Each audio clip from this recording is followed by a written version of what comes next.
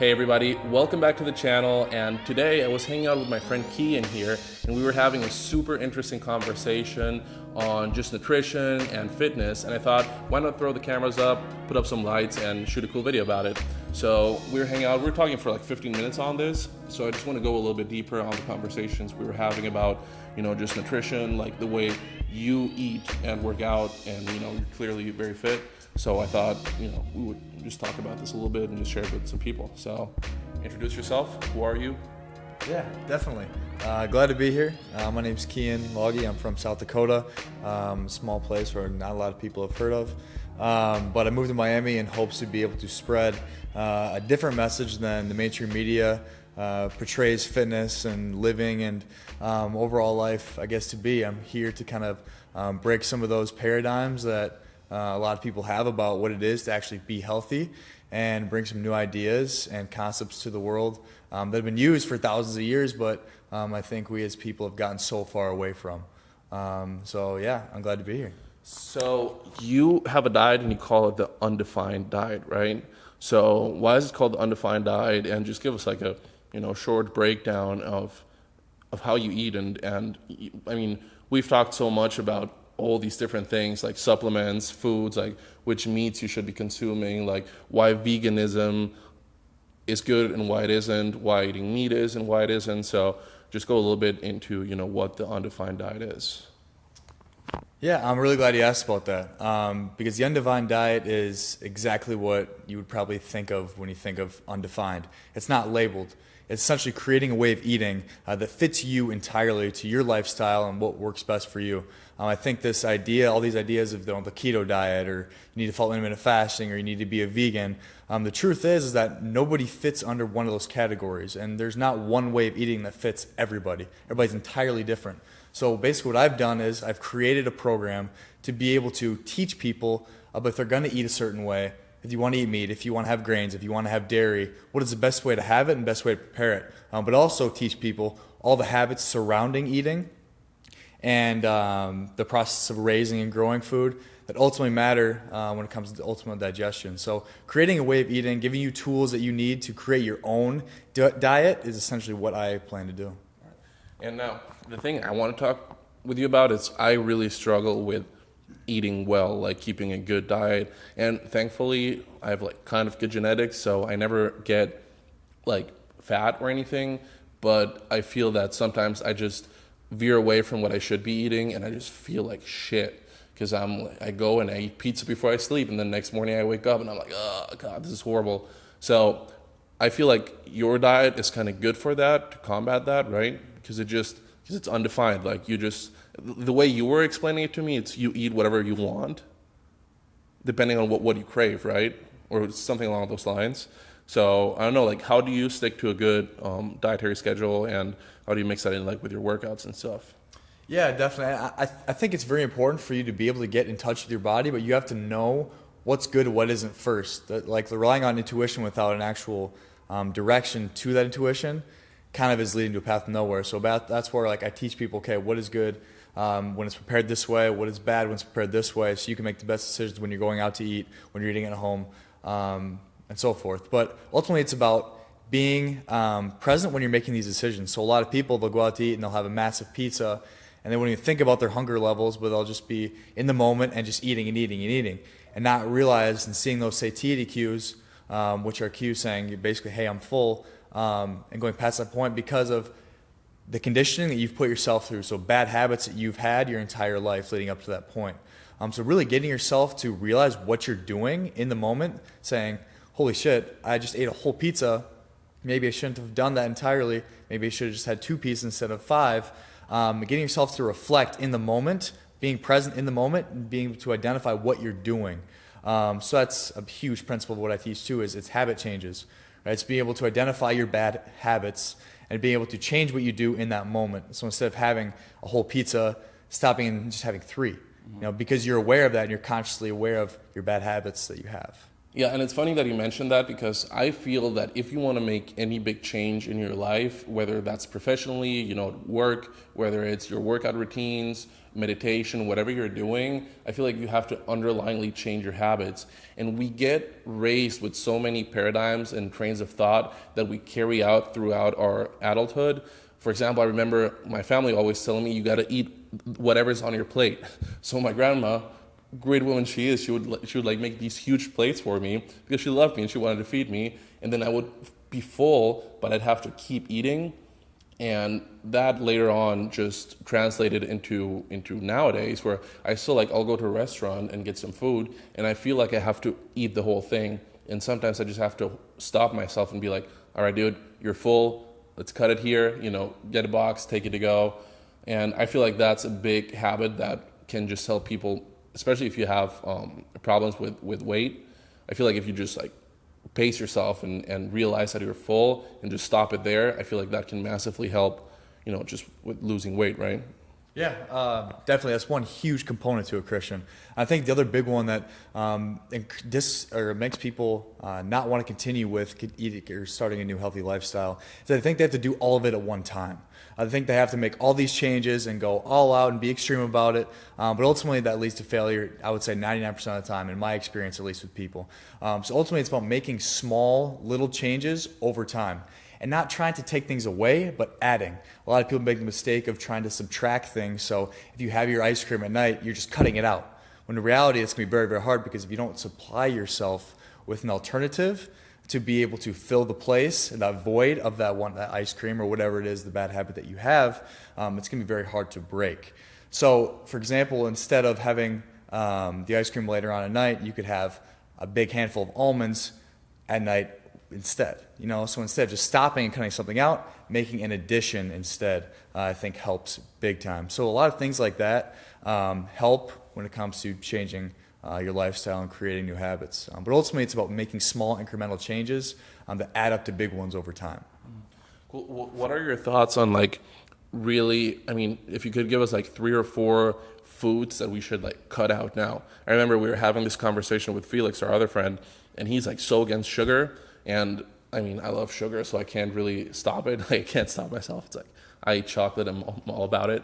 But I know it's bad for you, and I don't know, do you feel like certain foods like that, like sugar, you should cut them out completely, or do you think it's fair to leave them in your diet to a certain extent? Or I feel like people are super extremist about different diets and different choices on food.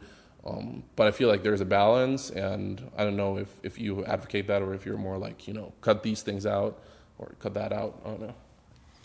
Yeah, and I think sugar is, universally one of the things that is known to be one of the highest sources of inflammation and disease-causing sources out there. So I think it is important to be able to minimize the amount of sugar you're having, but I also think it's very important to decipher what is good sugar and what is bad sugar, essentially. All carbohydrates are eventually broken down into sugar, but I think a problem that a lot of people have is that they clump all carbohydrates into this category of sugar. Right? They throw in all root vegetables like sweet potatoes, parsnip, rutabaga, yucca, into this category of sugar that shouldn't be there. Same thing with oatmeal and some other complex carbohydrates. You could talk about lentils, you could talk about beans. People think that those are sources of sugar as well. And yes, eventually they are broken down into sugar, but they're not the same sugar as you're getting in a Reese's or your Skittles or highly refined processed carbohydrates like breads and bagels. So deciphering those two and really giving people a real idea of what we're talking about with sugar is very important, because I think a lot of people are confused. And that's what I do in the undefined diet is I break that down even further. Okay, what's a good carbohydrate? What's a bad carbohydrate? What's a good sugar? What's a bad sugar? And ultimately, there is a time and place for some sugars, especially surround working out and not living your life in complete deficiency of sugar entirely. If you want to have a cookie, I think it's really important to be able to do that. But then we've talked about your mindset while you're eating that cookie is very, very important. If you're going to choose to eat a cookie, keep in mind I said choose. You made the decision. You are not at the mercy of that cookie. You made the decision to have that cookie. And if you do, you thoroughly enjoy it and you appreciate every single bite of that cookie. So we were talking about this, and that's the thing I didn't totally get mostly because I phased out a little bit when we were talking about that when we were at this restaurant the other day. But what do you mean with your mindset while you eat? Like, does the mindset directly affect the way you process the food, or is it more like, all right, if I enjoy this now, later on I won't maybe feel like having this, or does it like physically affect the way you process the food? Yeah, I think there's a huge mental component, but physically, absolutely. And so basically, when you are in a state of stress, when you feel like your body's threatened, right? If you feel like, wow, I shouldn't have this, or I feel bad right now. It's the same thing when if somebody turns you down, or you get in trouble. There's a stress response that happens, and they call it. It's an autonomic response in the body, but it's called the sympathetic nervous system. And when that gets kicked on, what happens is your digestive tract gets suppressed, your reproductive tract gets suppressed, your immune system gets suppressed. So we live in a state where people are chronically in this state where their digestive system is suppressed. And so when you're thinking negatively, that kicks in that autonomic nervous system, which causes your digestive tract to be suppressed, like I said. So if you're feeling guilty about eating something, your digestive system isn't going to be nearly as efficient at processing and breaking something down, causing it to store as fat more likely, instead of being broken down in a way that's efficient for the body. But also, like you said, at the same time, if you thoroughly enjoy it, you're not going to have that need to have it later on. So if you normally have 5 cookies, instead try cutting it down to 3, then to 2, then to 1. But when you do have one, taking in every bite, savoring the flavor, enjoying it thoroughly, having an erotic experience with the cookie you're having, really trying to fully engage the parasympathetic nervous system, which is essentially the rest and digest autonomic nervous system, to have your digestive tract working as well as possible. Okay. And what are other foods you would totally cut out, or you would say that in the mainstream are like very apparently good but actually aren't?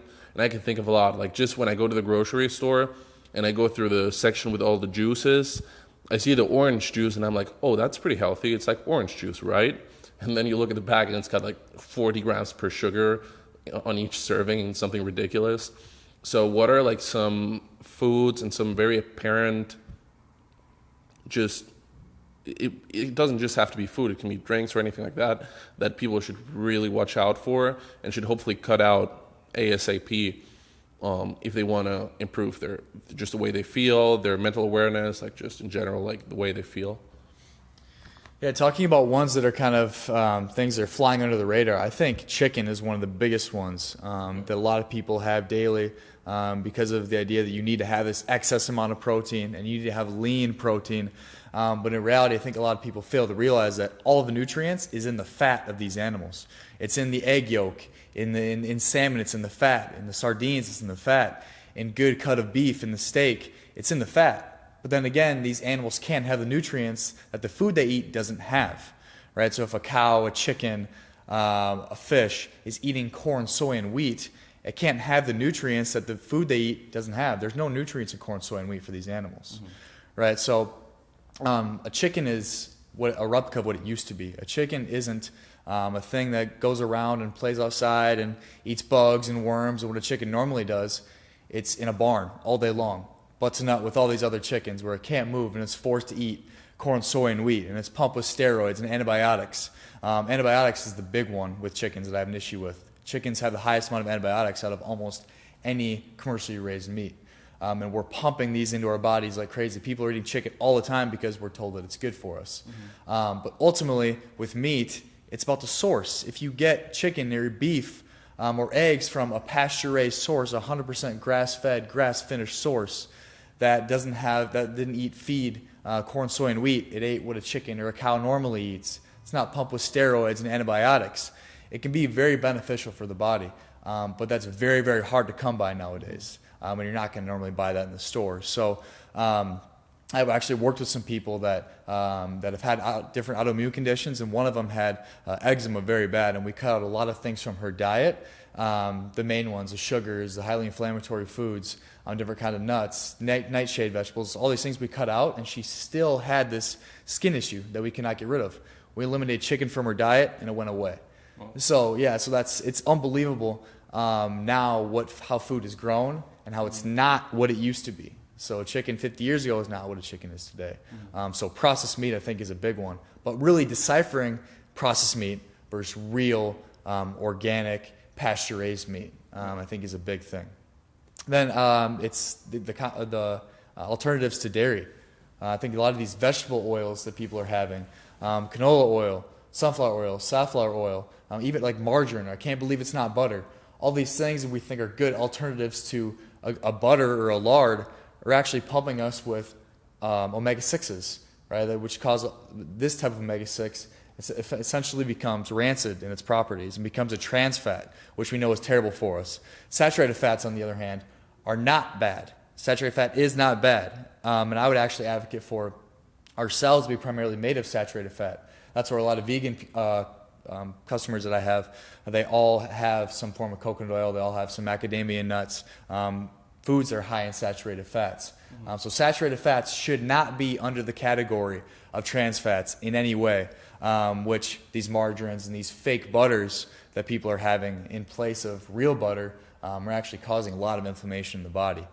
So that's, I think, is a big one. And now, conversely, what are other foods that you would start taking right away, or even supplements? I know I started taking B12 recently, fish oil, and I started trying this Alpha Brain from On It. People who know Joe Rogan will know what it is, and I feel like testing it is very important because it'll be different for everyone, right? 100%. I know this Alpha Brain supplement works for so many people. I tried it. It made me like drowsy and just super lazy. So it definitely didn't work for me. But taking the B12, for example, I felt an immediate change. And our friend Felix talks a lot about this, how B12 it's lacking in everyone's diet, and it definitely helped me. So what are like some supplements or foods that you would immediately start taking if you want to just feel better, or it's going to be different for everyone, but just in general?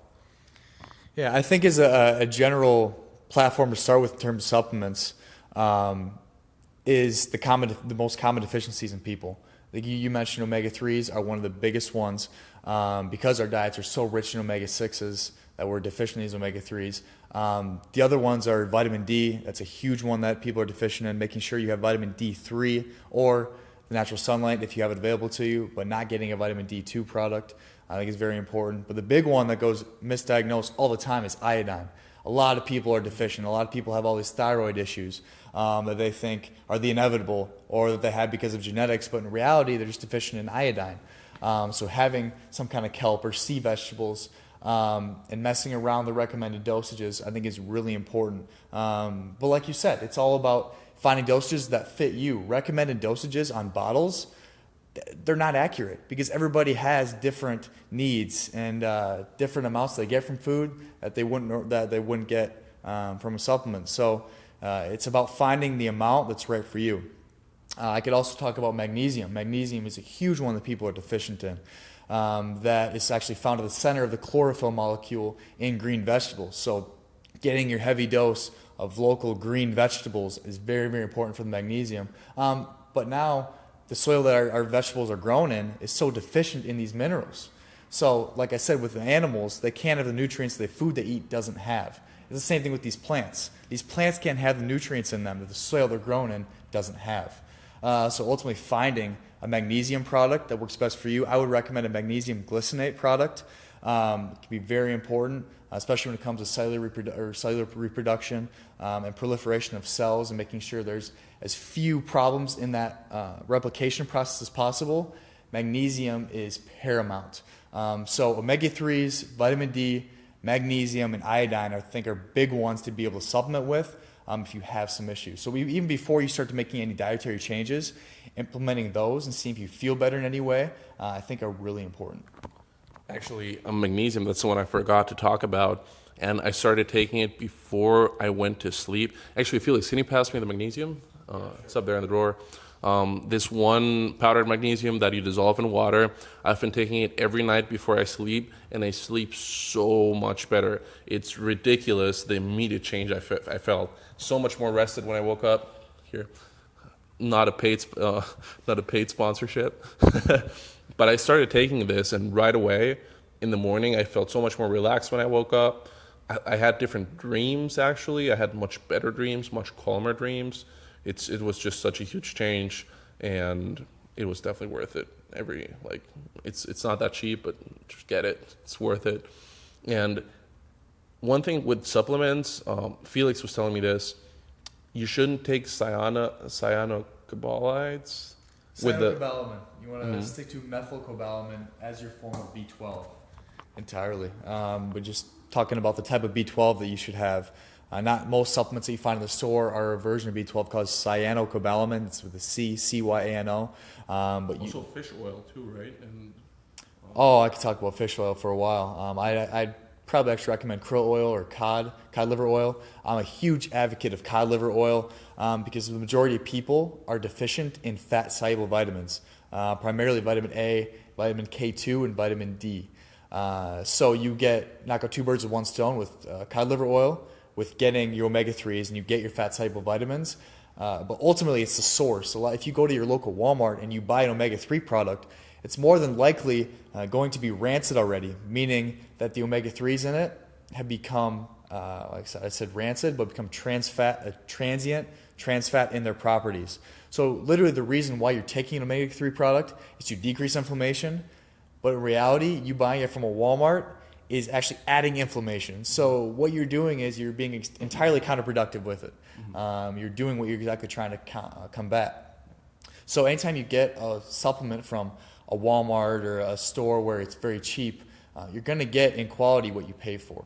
So really finding a good quality source of supplements is essential because a lot of times companies won't even use products that are, one, the patented version of them, meaning the proven one that's proven to work in studies, but two, they're going to shortchange the dosage and they're going to supplement with some things that you don't even know what they are. The supplement industry is highly underregulated, which is very scary, but that's why you have to take it into your own hands or find somebody that knows what a good product is so you can have a good supplement. can you elaborate on the cyanocobalamin? Because I'm very interested in that. It's basically the version that isn't proven to work nearly as efficient in your body compared to the methylcobalamin. I haven't dug too deep into why it doesn't work as well, so I'm not going to act like I know, but I do know that methylcobalamin is the version of it that is known to work much more efficient in your body. Okay, cool. And now also, there's different ways of taking these supplements, right? And you always want to take the ones that go like the straightest path to your bloodstream. So I was taking B12 pills, but then my friend told me to actually take sublingual B12 because it goes faster into your bloodstream, right? Or am I wrong? So, and then also what I want to talk about is like, where should you get the supplements if you want to get them? Because, I mean, as you just said, like Walmart is not a good option. And I remember when I started taking supplements, I went to Publix and got them from there. I think that was a bad idea. So I know Whole Foods has good stuff, right? And what are other good sources of supplements? I think the big thing with supplements is really you have the ability to take it into your own hands and read reviews. There's reviews on there for a reason. Like you go on Amazon, you look for magnesium product, read the reviews in the top 10 products, and I think you can get a good idea of what is legitimate and what isn't. So paying attention not only to the positives, I recommend reading the negative reviews because they're going to tell you the bad parts of these supplements. So the awesome thing now is that we have all this technology available to us for people to spread information.